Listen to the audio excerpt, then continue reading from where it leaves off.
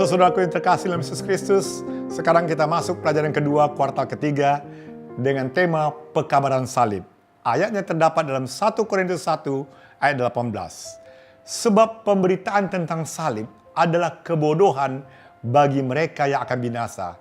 Tapi bagi kita yang diselamatkan, pemberitaan itu adalah kekuatan Allah.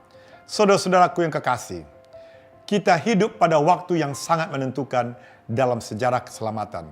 Oleh sebab, sejak tahun 1844, Kristus sedang melayani di bait suci surgawi dalam masa penghakiman atau masa pemeriksaan.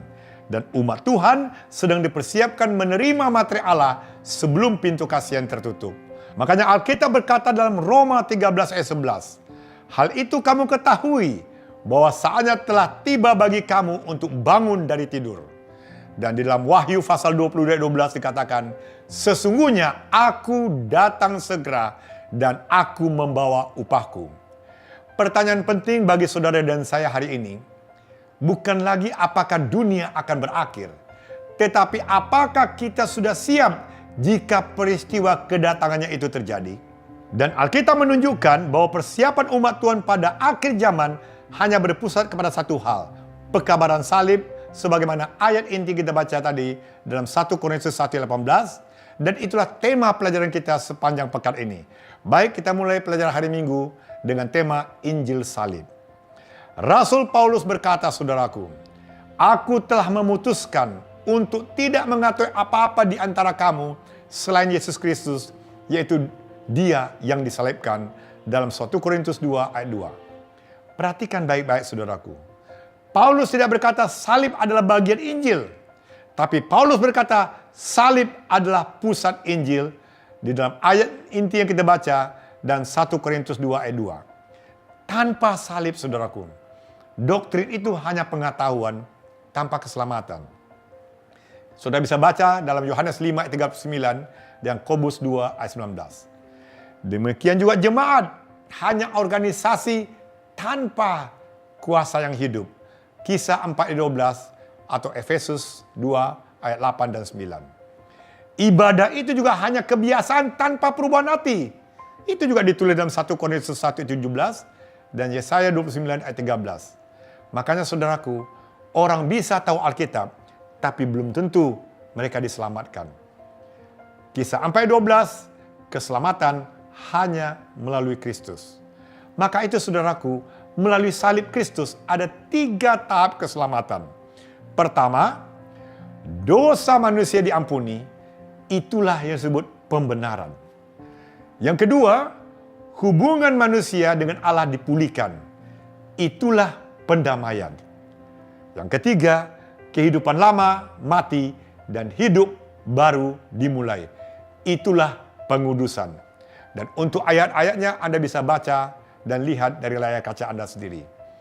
Paulus berkata, ia diutus terutama untuk memberitakan Injil salib. Jadi bukan untuk membangun pengikut manusia, bukan untuk membesarkan sistem atau upacara, tetapi untuk memberitakan Kristus yang disalibkan. Makanya di Athena Paulus memakai pendekatan filsafat, tetapi hasilnya memang sedikit. Lalu di Korintus ia mengambil keputusan, ia hanya memberitakan Kristus yang disalibkan.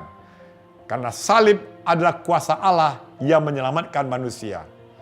Dan tulisan Renung Buat menyebutkan, Paulus mengambil keputusan untuk menghindarkan perbantahan dan perbincangan yang rumit dan tidak mengetahui apa di antara orang Korintus selain Yesus Kristus, yaitu Dia yang disalibkan. Anda bisa baca dalam Kisah Para Rasul halaman 244. Salib saudaraku menunjukkan 2 kebenaran besar. Yang pertama, betapa seriusnya akan dosa. Roma 6 ayat 23, Yesaya 53 ayat 5. Yang kedua, betapa besar kasih Allah. Roma 5 ayat 8, Yohanes 3 ayat 16. Sebagai refleksi bagi jemaat Laodikia hari ini saudaraku, masalah terbesar Laodikia bukannya kurang terang, tapi mereka tidak menghidupkan terang, atau terang itu ada tapi tanpa pengalaman salib. Dan kita bisa mengetahui doktrin, tapi belum disalibkan bersama Kristus. Bahkan kita bisa memahami kebenaran, tapi dosa masih hidup di antara kita. Nah, kita masuk pelajaran Senin dengan tema kebodohan bagi mereka yang binasa. Saudaraku, salib adalah kebodohan bagi dunia. Mengapa? Karena salib bertentangan dengan logika manusia. Dalam dunia Romawi, salib adalah hukuman yang paling hina dan sangat memalukan, saudaraku. Salib digunakan untuk menghukum budak, menghukum penjahat berat, dan menghukum pemberontak terhadap Roma. Tapi Paulus datang dengan pekabaran yang menyejukkan. Juru selamat dunia mati di salib. 1 Korintus 1:23. Kami memberitakan Kristus yang disalibkan untuk orang Yahudi, batu sandungan, dan untuk orang Yunani, kebodohan. Tapi pertanyaannya, mengapa salib ditolak manusia? Karena orang Yahudi mengharapkan Mesias penakluk dan mengusir penjajah kerajaan Romawi. Kalau orang Yunani, mereka mengharapkan hikmat filsafat. Tapi Allah memberikan Mesias yang disalibkan. Hikmat manusia tidak dapat menyelamatkan manusia. Dan tidak ada filsafat yang dapat menghapus dosa. Dan tidak ada satupun ilmu pengetahuan yang dapat menyelamatkan manusia. Karena dunia tidak mengenal Allah oleh hikmatnya. Sehingga penolakan terhadap salib membawa kebinasaan. Manusia binasa bukan karena kurang terang, tapi kembali karena mereka menolak terang. Makanya Roh Nubuat menuliskan, pada zaman Paulus, salib dipandang dengan perasaan menjijikkan dan ketakutan. Dan untuk menjunjung tinggi juru selamat yang mati di kayu salib, akan menimbulkan ketertawaan dan pertentangan. Saudara bisa baca dalam Kisah Para Rasul halaman 207. Sebagai refleksi bagi saudara dan saya yang hidup di era Jemaat Laodikia. Dunia modern seperti saat ini, saudaraku, tidak menolak agama. Tapi mereka menolak salib, bahkan memikul salib bagi yang mengaku menerima salib. Dan ada banyak orang memelihara ibadah, tapi mereka tidak mengalami kuasa salib. Banyak orang ingin pengampunan, tapi tidak mau penyerahan. Dan banyak orang ingin Kristus sebagai juru selamat, tapi tidak sebagai Tuhan hidup mereka. Nah, kita masuk pelajaran Selasa, yaitu kuasa bagi mereka yang diselamatkan. Bagi orang percaya, salib adalah kuasa Allah. Kenapa? Karena melalui salib, manusia diperdamaikan dengan Allah. Dosa dipikul oleh Kristus, dan hidup kekal diberikan sebagai karunia Allah. Oleh sebab keselamatan bukan usaha manusia, melainkan karunia Allah. Saliblah yang meruntuhkan kesombongan manusia, dan tidak ada seorang pun yang dapat menyelamatkan dirinya. Sebagai refleksi bagi jemaat Laodikia, masalah banyak orang Kristen hari ini, mereka ingin berubah dengan kekuatan sendiri. Tapi Yesus berkata dalam Yohanes 15 ayat 5, di luar aku, kamu tidak dapat berbuat apa-apa. Maka itu saudaraku, tanpa salib, kita berusaha tetapi pasti gagal. Kita berdoa tapi menjadi dingin. Kita percaya tapi tidak berubah. Kita beragama tapi kita tidak hidup. Kita tahu doktrin tapi belum mati terhadap dosa. Kita masuk pelajaran Rabu, Mesias yang disalibkan.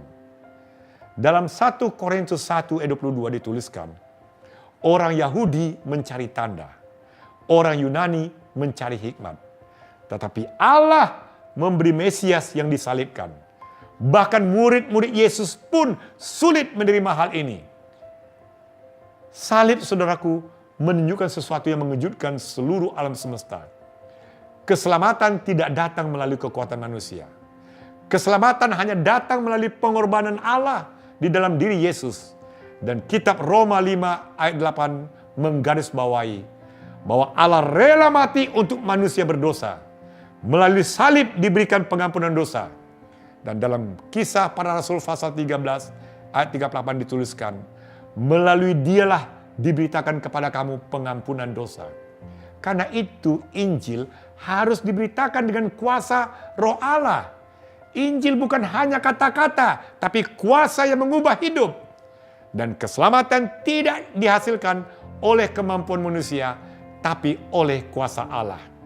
Dalam tulisan Roh Nubuat Kisah Para Rasul, halaman 207 mengatakan, kepada Paulus, salib adalah tujuan utama. Sejak ia melihat kasih Allah dinyatakan dalam kematian Kristus, seluruh hidupnya berubah. Lalu apa refleksi bagi jemaat Laodikia? Kalau kita membaca Lukas pasal 9 ayat 23, setiap orang yang mau mengikut aku harus memikul salibnya. Ada banyak orang mau juru selamat, tapi tidak mau salib. Ada banyak orang mau pengampunan, tapi tidak mau penyerahan. Tetapi tanpa salib, saudaraku, tidak ada kematian terhadap dosa. Tidak ada kehidupan yang baru dan tidak ada perubahan hidup. Sebab hanya melalui salib, manusia lama mati dan Kristus hidup di dalam kita. Kita lanjut kepada pelajaran hari Kamis dengan tema Kristus, kuasa dan hikmat Allah. Kalau kita membaca 1 Korintus 1 ayat 24, di situ jelas disebutkan bahwa Kristus adalah kuasa dan hikmat Allah. Di dalam Dia terdapat kuasa untuk menyelamatkan dan hikmat untuk memulihkan manusia berdosa. Dan makanya Paulus menulis dalam 1 Korintus 1 ayat 30, tetapi oleh Dia kamu berada dalam Kristus Yesus, yang oleh Allah telah menjadikan hikmat bagi kita. Ia membenarkan dan menguduskan dan menebus kita. Ini artinya Kristus menjadi hikmat bagi kita. Ia adalah kebenaran kita supaya kita bisa diterima oleh Allah. Ia menguduskan kita supaya kita hidup yang bisa diubahkan oleh kuasanya. Ia menebus kita supaya kita bebas dari dosa. Ini berarti Kristus adalah satu-satunya keselamatan kita yang sepenuhnya. Dalam 1 Korintus 1 ayat 30. Dan hikmat manusia tidak bisa menghapus dosa. Anda bisa baca dalam kitab 1 Korintus 1 ayat 21. Dan tidak ada filsafat yang dapat menyelamatkan. Tidak ada ilmu yang dapat menghapus dosa. Dan hanya Kristus yang menyelamatkan. Makanya saudaraku, kalau kita lagi membaca dalam 1 Korintus 1 ayat 20 dan 27. Disebutkan Allah memilih yang sederhana. Tidak banyak yang bijaksana menurut ukuran dunia. Tidak banyak yang terpandang. Tapi Allah memilih yang lemah dan hina. Yakobus 2 ayat 5. Supaya keselamatan jelas berasal dari Allah. Supaya tidak ada yang bermegah. Kalau kita baca 1 Korintus 1 ayat 31. Barang siapa bermegah, hendaklah bermegah di dalam Tuhan. Artinya saudaraku, keselamatan bukan hasil usaha manusia. Keselamatan adalah pekerjaan Allah. Makanya Roh Nubuat berkata, pada zaman Paulus, salib dipandang dengan rasa jijik dan takut. Dalam buku Kerinduan Segala Zaman, halaman 391. Namun saudaraku, justru melalui salib yang dianggap indah itu, Allah menyatakan kuasa dan hikmatnya untuk menyelamatkan manusia berdosa. Refleksi bagi Laodikia hari ini. Laodikia kaya pengetahuan, tapi mereka miskin pengalaman salib. Kita bisa tahu doktrin, tapi belum tentu kita mau mati terhadap dosa. Dalam Galatia 2 ayat 20, aku telah disalibkan dengan Kristus. Sebagai penutup saudaraku, pekabaran salib adalah pusat Injil kekal. Melalui salib dosa diampuni, hidup kita diubahkan, kemenangan akan diberikan. Tetapi tanpa salib tidak ada pengampunan, tidak ada perubahan hidup, tidak ada kemenangan atas dosa, dan tidak ada materi Allah. Saudaraku, kita hidup pada waktu akhir sejarah dunia hari ini. Waktu hampir habis, saudaraku. Yesus akan datang segera membawa upahnya untuk kita semua. Pertanyaan terbesar bukanlah apakah kita percaya kepada salib, tapi apakah hidup kita sudah disalibkan bersama Kristus. Sebagaimana ditulis dalam Galatia 2 ayat 20. Aku telah disalibkan dengan Kristus, namun aku hidup, tapi bukan lagi aku sendiri yang hidup, melainkan Kristus yang hidup di dalam aku. Kiranya Tuhan mempersiapkan kita untuk menerima kuasa Injil kekal melalui pekabaran salib sebelum pintu kasihan tertutup. Tuhan memberkati kita semua.